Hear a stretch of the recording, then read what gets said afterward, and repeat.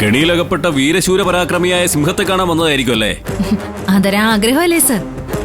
എന്റെ കുഞ്ഞുങ്ങളെ പുറംലോകം കാണിക്കാതെ തീർത്ത് കളയാൻ നോക്കിയവളെ സെല്ലിനകത്ത് കിടക്കുമ്പോ ഞാനൊന്നും കാണണ്ടേ?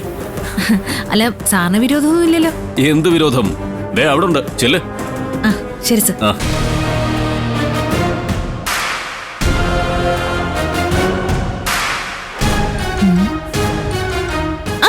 നീ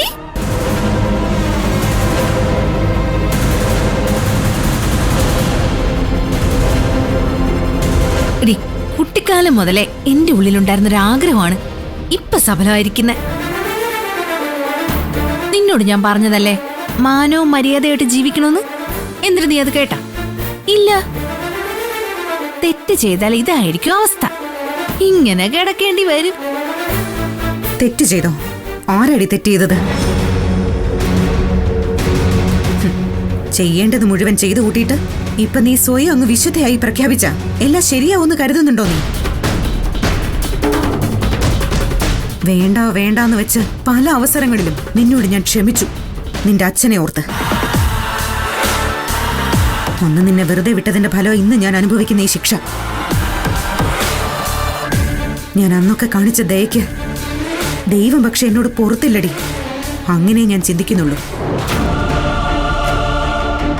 ഒരു കാര്യം നീ ഓർത്തോ ശിവാനി, എല്ലാ കാലവും എന്നെ ഇതിനകത്ത് ഇങ്ങനെ പൂട്ടിയിടാന്നൊന്നും നീ കരുതണ്ട. ഇവിടുന്ന് ഞാൻ പുറത്തിറങ്ങും. പക്ഷേ ഇവിടുന്ന് ഇറങ്ങി വരുന്ന ഞാൻ കാണുന്നത് തെരുവിൽ നിൽക്കുന്ന നിന്നെയായിരിക്കും ശിവാനി.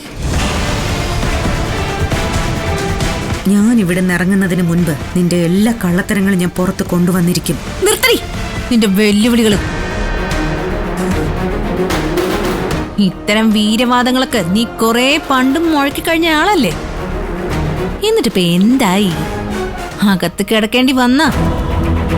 എന്നെ പോലീസ് അറസ്റ്റ് ചെയ്തിട്ടേ ഉള്ളൂ. നീ പറയുന്നത് കേട്ടാ തോന്നും കോടതി എന്നെ വിചാരണ ചെയ്ത് ശിക്ഷ വിധിച്ചു കഴിഞ്ഞു എന്ന്. നിനക്ക് മിനിമം ഒരു 7 വർഷത്തെങ്കിലും ശിക്ഷ ഉറപ്പാക്കിയിട്ടാ നിധി ഞാൻ നിന്റെ മുന്നിൽ ഇങ്ങനെ വന്ന് നിൽക്കുന്നേ.